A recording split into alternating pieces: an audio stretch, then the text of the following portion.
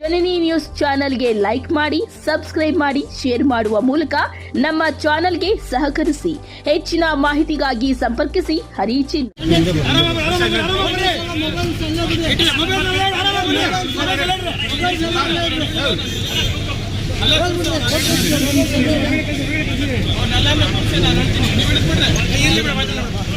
ಕ್ಯಾಮ್ರಾಗ್ಲಾ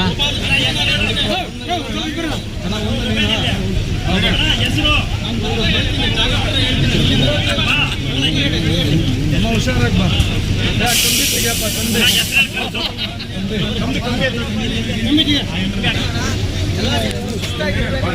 ಇಲ್ಲಿ ಬಾಣ ಇಲ್ಲಿ ಬಾಣ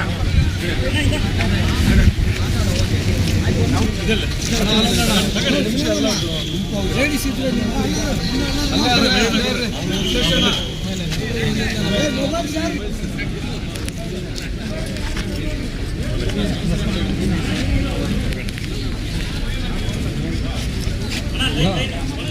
ಏನಿದೆ ಒಬ್ಬ ಇದು ಕಲ್ವ ಎತ್ಕೊ ಬಂದು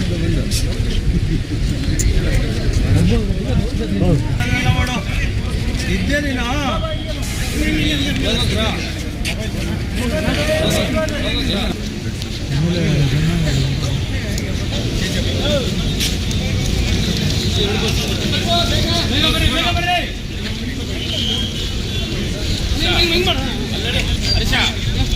ಬರ್ರಿ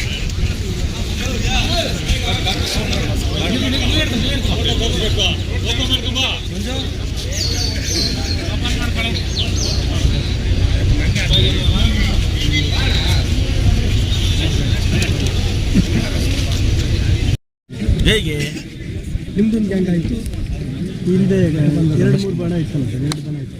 ನಂದು ಯಾವುದು ಗ್ಯಾಂಗ್ ಇಲ್ಲಪ್ಪ.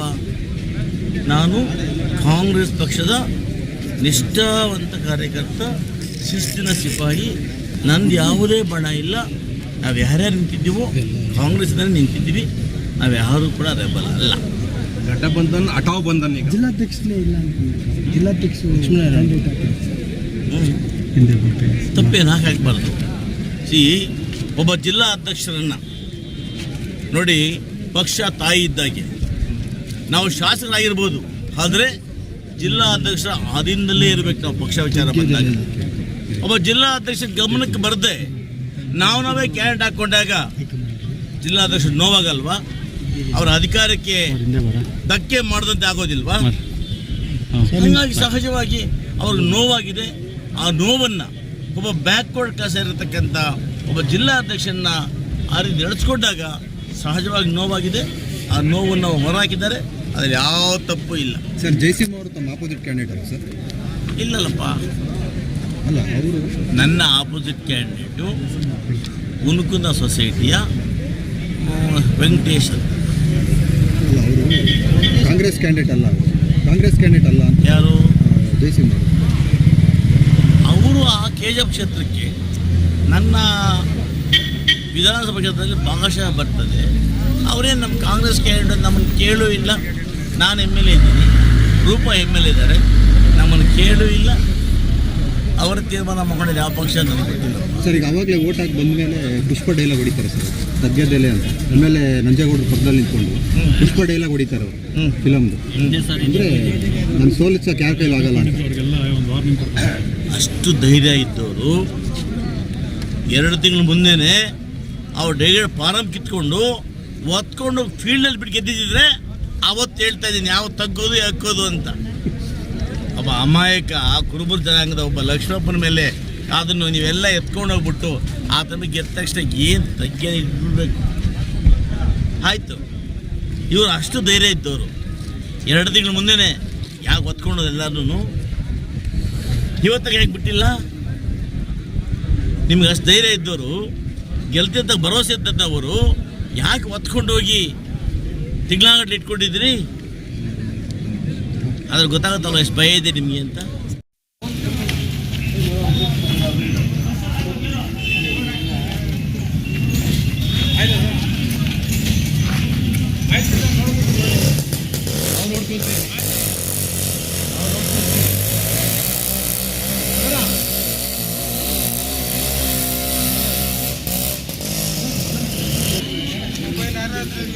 ಮೊಬೈಲ್ ಸರ್ ಇಲ್ಲ ಇಟ್ಬಿಡಿ.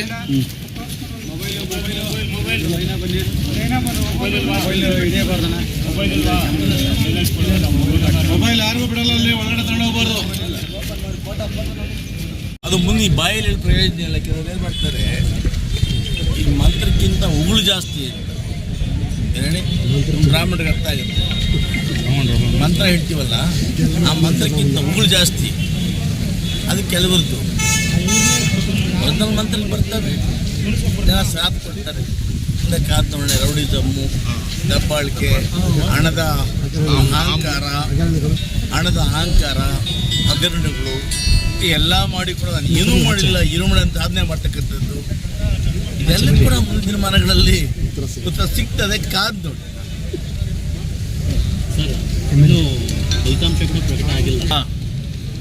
ಬಹುಶಃ ಅವರೆಲ್ಲ ಕೂಡ ಹಣ ಎಲ್ಲಿಂದ ಬಂತು ನಮಗೆ ಗೊತ್ತಿದೆಯಪ್ಪ. ನಮ್ಮಲ್ಲಿ ಕೋಟಿನೂ ಇಲ್ಲ, ಕೋಟಿಗಳಿದ್ದಾವೆ ಅಷ್ಟೇ ಊರಲ್ಲಿ. ಇಳಿಬಾರ್ದು ಸರ್ಕಾರ ಆದೇಶ ಮಾಡಿದ್ದೆ. ಅವರು ಇದ್ದಾರಪ್ಪ. ಅದಕ್ಕೆ ಉಳ್ಳವರು ಶಿವಾಲಯ ಮಾಡುವರು, ನಾನೇನು ಮಾಡಲಯ್ಯ ಬಡವನಯ್ಯ ಅಲ್ವಾ. ಹಾಗಾಗಿ ಹಣ ಇದೆ, ಅವ್ರು ಹೇಳ್ತಾರಪ್ಪ, ನಾನು ಇಲ್ಲ ಹೇಳಲ್ಲ. ಮುಂದೆ ಈ ಒಂದು ಅಂಬೇಡ್ಕರ್ ಬರ್ತಕ್ಕಂಥ ಸಂವಿಧಾನ ಕೇವಲ ಒಬ್ಬರು ಗುತ್ತಿಗೆ ಕೊಟ್ಟಿಲ್ಲ.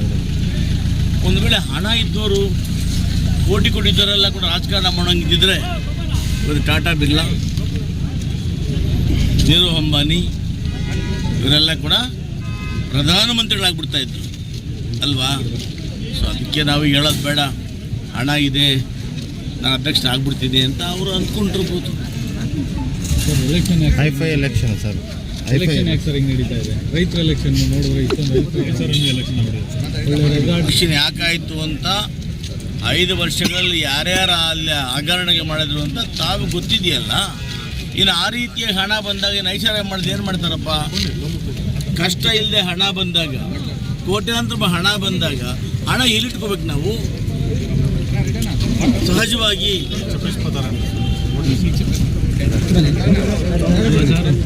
ನೋಟ್ಗೆ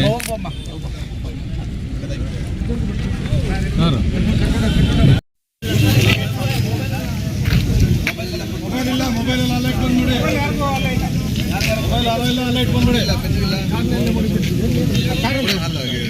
ಇನ್ಫೆಕ್ಷನ್ ಆಗಿದೆ ಚೆಕ್ ಮಾಡಿ.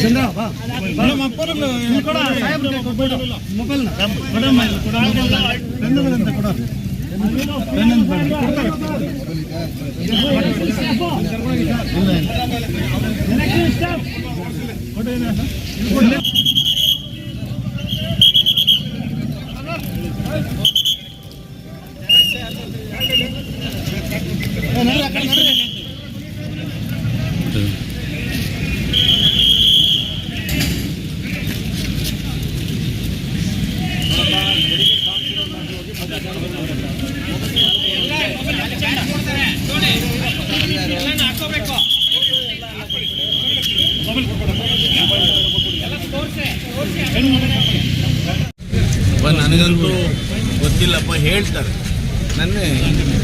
ನನ್ನ ಮಹಿಳಾ ಕಾನ್ಸ್ಟಿಟ್ಯೂನ್ಸಿಯ ಒಬ್ಬ 2-3 ಜನ ಅಭ್ಯರ್ಥಿಗಳನ್ನು ತಗೊಂಡೋಗಿ ಗೋವಾದಲ್ಲಿ ಅವ್ರ ಗಂಡಂದರು ಇದು ಅಭ್ಯರ್ಥಿಯ ಅಣ್ಣ ನನ್ನ ಬಳಿ ಬಂದು ಸಹ ನಮ್ಮ ಶ್ರೀಮತಿಯವರನ್ನು ಕರ್ಕೊಂಡೋಗಿ ಗೋವಾದಲ್ಲಿ ಇಟ್ಕೊಂಡಿದ್ದ ರೆಸಾರ್ಟಲ್ಲಿ ಏನು ಮಾಡಬೇಕು ಅಂತ ಕೇಳಿದ್ರು. ಹೋಗ್ರಪ್ಪ ನಿಮ್ಮ ಮೆಣಸನ್ನು ಕರ್ಕೊಂಬಲ್ಲಿ ಅಂತ ಹೇಳಿದೆ. ಅವ್ರ ಕನಿಷ್ಠ ಪಕ್ಷ ಗಂಡ ಅವ್ರ ಅಣ್ಣ ಕಾರ್ ತಗೊಂಡೋಗಿ ಆ ರೆಸಾರ್ಟ್ ಮುಂದೆ 3 ದಿವಸ ಕಾಯ್ತಾರೆ. ಕನಿಷ್ಠ ಪಕ್ಷ ಅವ್ರಿಗೆ 8 ಗಂಡನ ಮಾತಾಡ್ಸೋಕ್ಕೆ ಬಿಡಲಿಲ್ಲ. ಜೊತೆಗೆ 20 ಜನ ಬೋನ್ಸರ್ಗಳು.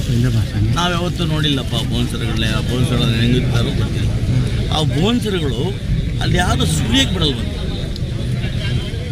ಈ ರೀತಿ ರಾಜಕಾರಣ ಹೊಡೆದಂದರೆ ಅವರು ಎದುರಿಸಿ ಓಡಿಸಿದ್ದಾರೆ. ಯಾರು ಬೋನ್ಸರ್ ಹೊಡಿತೀವಿ ಎದುರಿಸಿ ಓಡಿಸಿದ್ದಾರೆ. ಅದಾದ ನಂತರ ನಮ್ಮ ಎಂಪ್ಲಾಯ್ಸ್ ಹೋಗಿ ಪೊಲೀಸ್ ಸ್ಟೇಷನ್ ಕಂಪ್ಲೇಂಟ್ ಕೊಟ್ಟಿದ್ದಾರೆ. ಆ ಪೊಲೀಸರು ಯಾವ ಮಟ್ಟಿಗಿದ್ದಾರೆ ಅಂದರೆ ಸರ್ಚ್ ವಾರೆಂಟ್ ತೊಗೊಂಬಂದು ನಾವೇನು ಸಹಾಯ ಮಾಡೋಕ್ಕಾಗೋದಿಲ್ಲ ಅಂತೇಳಿ ವಾಪಸ್ ಕಳಿಸಿದ್ರು. ಆಮೇಲೆ ಇಲ್ಲಿ ಕಂಪ್ಲೇಂಟ್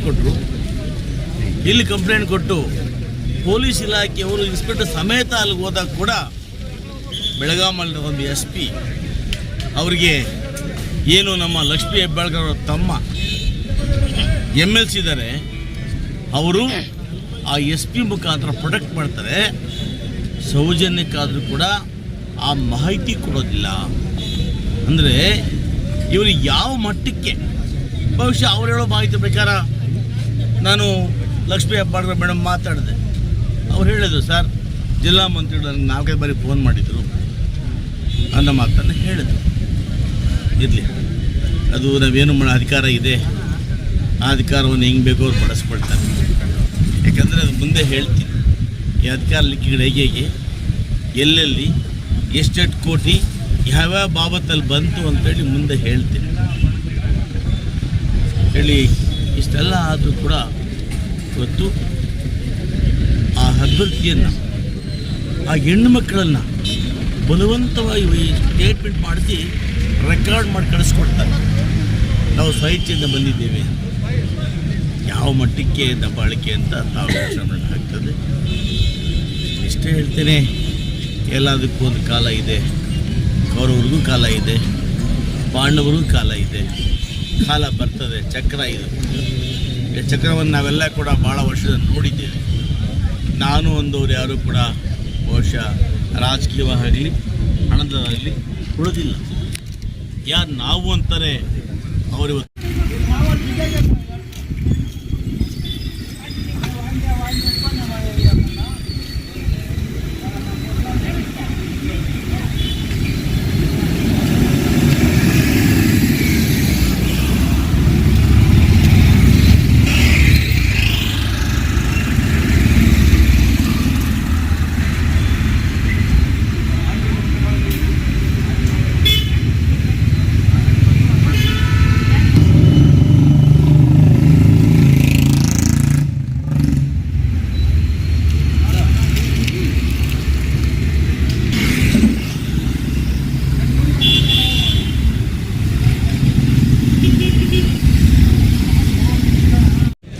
AICCದಾಗಲಿ ಈ ಕೋಲಾರ ಜಿಲ್ಲೆಯ ಉಸ್ತುವಾರಿ ನಾಯಕರು ಇವರು ಅಂತೇಳಿ ಯಾವುದೂ ಅಪಾಯಿಂಟ್ ಮಾಡಿಲ್ವಲ್ಲ.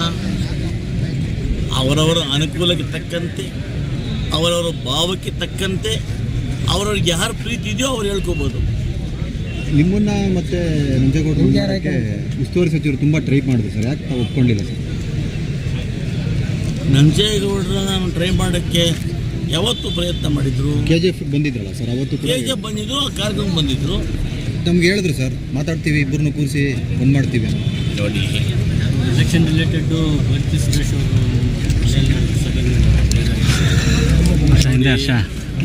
ಒಬ್ಬ ಜಿಲ್ಲಾ ಮಂತ್ರಿ ಆದವರು ಎಲ್ಲ ವಿಚಾರಗಳನ್ನು ಕೂಡ ಎಲ್ಲ ಶಾಸಕರನ್ನ ಸಮನ್ವಯ ತಗೊಂಡು ಹೋಗ್ಬೇಕು. ಒಂದು ಕಡೆ ಸುಣ್ಣ, ಒಂದು ಕಡೆ ಬೆಣ್ಣೆ ಇಡಬಾರ್ದು. ಆ ಪರಿಸ್ಥಿತಿಯಿಂದ ಇವತ್ತು ಈ ರೀತಿ ಆಗಿದೆ. ನಮ್ಮನ್ನು ಯಾವುದು ಸನ್ಮಾನ ಕರೆದಿಲ್ಲ, ಯಾವ ಸನ್ಮಾನವನ್ನು ಅವರು ಹೇಳಿಲ್ಲ. ನಾವಿವತ್ತು ಚುನಾವಣೆಗೆ ನಿಂತಿದ್ದೇವೆ, ಸ್ಪರ್ಧೆ ಮಾಡಿದ್ದೇವೆ. ನಮ್ಮ ಹೈಕಮಾಂಡ್ ಏನಿದೆ, KPCC ಅಧ್ಯಕ್ಷರಾಗಿರ್ತಕ್ಕಂಥ ಗೌರವಾಯುಧ DK ಶಿವಕುಮಾರ್ ಅವರು, ಮುಖ್ಯಮಂತ್ರಿ ಸಿದ್ದರಾಮಯ್ಯನವರು, ಅವರು ಬಡಿದ ಅಹವಾಲು ಹೇಳ್ತೀವಿ. ಅವ್ರು ಏನು ತೀರ್ಮಾನ ಮಾಡ್ತಾರೆ, ಪಕ್ಷ ಏನು ತೀರ್ಮಾನ ಮಾಡುತ್ತೆ, ಅದಕ್ಕೆ ನಾವು ಬದಲಾಗಿದ್ದೀವಿ. ಸರ್ ಒಂದೇ ಸರ್, BR ಪಾಟೀಲ್ ಮತ್ತು ರಾಜು ಕಾಗೆ ಅವರು ಸರ್ಕಾರದ ಬಗ್ಗೆ ಅಸಮಾಧಾನ.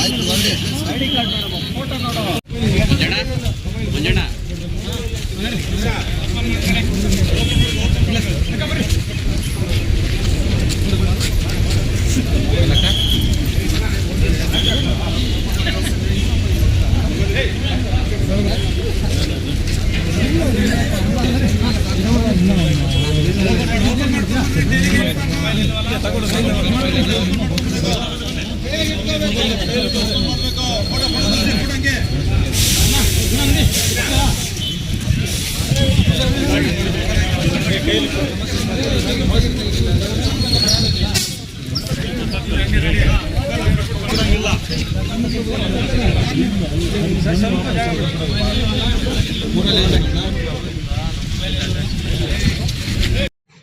ನ್ಯೂಸ್ಗೆ ಸ್ವಾಗತ.